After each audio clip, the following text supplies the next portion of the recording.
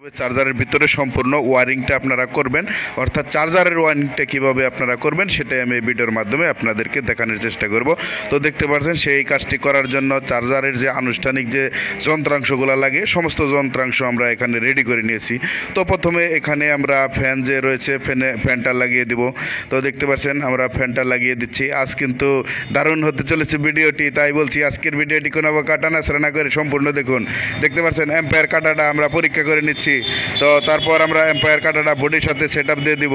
তো আজকের ভিডিওটি কোনো প্রকার নাছড়া না করে সম্পূর্ণ দেখবেন। আর যদি আপনি আমাদের চ্যানেলের নতুন কোনো দর্শক হয়ে থাকেন অবশ্যই চ্যানেলটা সাবস্ক্রাইব করে সাথে থাকবেন। আর ভিডিওটি ফেসবুক পেজ থেকে দেখে থাকলে অবশ্যই আমাদের পেজটি ফলো করে লাইক দিয়ে পাশেই থাকবেন। তো দেখতে পাচ্ছেন এখন চ্যানেল আসলে আমাদের চার্জারের প্রত্যেকটা চার্জারের কিন্তু চ্যানেল লাগানো লাগে। তো আসলে আমরা 1 নাম্বার থেকে শুরু করব, যে তারটা আসলে সিঙ্গেল কয়েলের। আপনারা দেখেছেন 1 নাম্বার তার কোনটা, যারা আগে ভিডিওটা দেখেছেন তাদের জন্য আজকে খুব সহজ হবে। তো দেখতে পাচ্ছেন আমরা 1 নাম্বার লাগাইছি, তারপর 2 নাম্বার 3 নাম্বার এভাবে 10টা চ্যানেল আমরা সিরিয়াল মতো লাগিয়ে দিব, ঠিক আছে। তো দেখতে পাচ্ছেন সেই কাজটি করার জন্য অবশ্যই আপনার তাতাল, রজন, তাতাল সমস্ত কিছু কিন্তু লাগবে, ঠিক আছে। তো এইগুলা যখন আপনি লাগানো শেষ হয়ে যাবে, চ্যানেলটা লাগানো শেষ হয়ে গেলে মাদারবোর্ডের আপনারা দেখতে পাচ্ছেন এরো চিহ্ন যে যেখানে থাকে, আর 2 সাইডে কিন্তু প্লাস মাইনাস থাকে, আগেও আমি ভিডিওতে দেখিয়েছিলাম। তো আসলে যারা একটা ভিডিও দেখেন তারা কিন্তু আসলে কাজগুলো শিখতে পারবেন না, বুঝতে পারবেন না, ঠিক আছে। সম্পূর্ণ ভিডিওগুলো দেখতে হবে। তো দেখতে পাচ্ছেন আমরা ফেজের যে আমরা এসির যে ইনপুট, এখন এসি ইনপুট করতেছি কয়েলের ভিতরে। তো একটা দিয়েছি ট্রান্সফারের ভিতরে, আরেকটা দিয়েছি চ্যানেলের ভিতরে। তো অবশ্যই আপনারা বুঝতে পারছেন একটা কয়েলের ভিতরে যাবে আর একটা চ্যানেলের ভিতরে যাবে। তো অবশ্যই চ্যানেলের ভিতরে গেলেই কিন্তু আমাদের চ্যানেল থেকে লাইনটা পাবে, আরেকটা কয়েলের ভিতরে যাবে। তখন আমাদের কয়েলটা আসলে স্ট্যান্ড হবে। স্ট্যান্ড হওয়ার পরে এসিতে ডিসিতে রূপান্তরিত হবে, এসি ভোল্টকে ডিসিতে রূপান্তরিত হবে।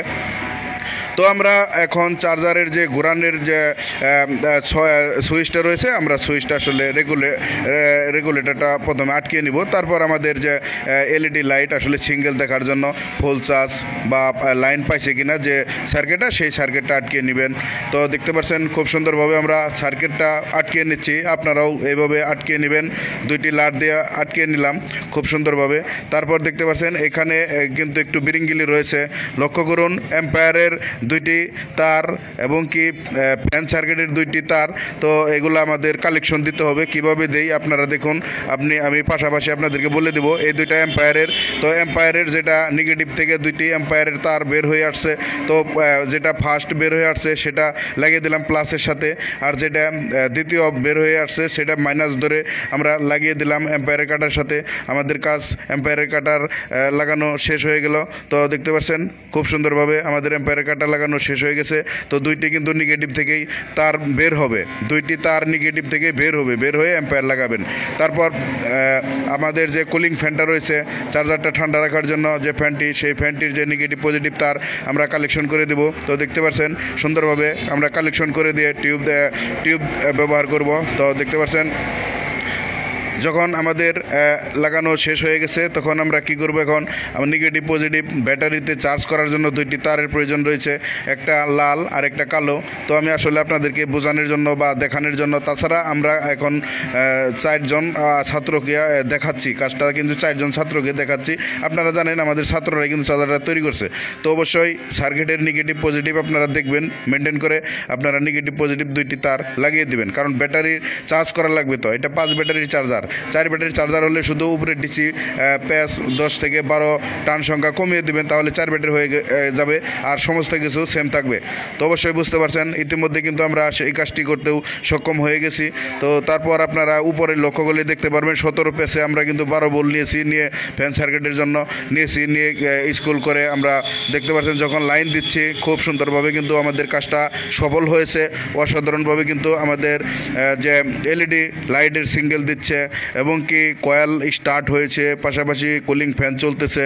তো দেখতে পাচ্ছেন আপনারা খুব অসাধারণভাবেই হয়তো লক্ষ্য করতে পারছেন। আমরা যখন এটা একে যখন থাকবে একে আপনার 52 থেকে 54 ভোল্ট আপনারা বের করবেন, ঠিক আছে। একে আপনি 52 থেকে 54 ভোল্ট বের করবেন, তাহলে আপনার পাশে হয়ে গিয়ে আসলে দাঁড়িয়ে যাবে, ব্যাটারিটা এম্পায়ার বেড়ে যাবে, ঠিক আছে।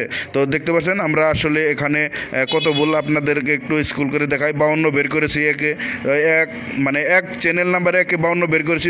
যখনই আমরা বাড়িয়ে দিচ্ছি তখনই আমাদের 61-62 দেখাচ্ছে। দেখতে পাচ্ছেন খুব সুন্দর কিন্তু হয়েছে চার্জারটা। এই চার্জারটা 5 বছরেও কিন্তু একটা ইজি বাইকে চার্জ করে কিন্তু পুড়ে ফেলতে পারবে না, এটা আমার বিশ্বাস। এটা আমি যেগুলো বানিয়ে দিয়ে থাকি এগুলো 4-5 বছরের নিচে চলে না। আজকের ভিডিওটি কেমন ছিল অবশ্যই কমেন্টে জানাতে ভুলবেন না। আর এই ধরনের ভিডিও নিত্য নতুন পেতে অবশ্যই আমাদের চ্যানেলটি সাবস্ক্রাইব করে সাথে থাকবেন। আজকের ভিডিওটা এতটুকুই ছিল। ধন্যবাদ সবাইকে।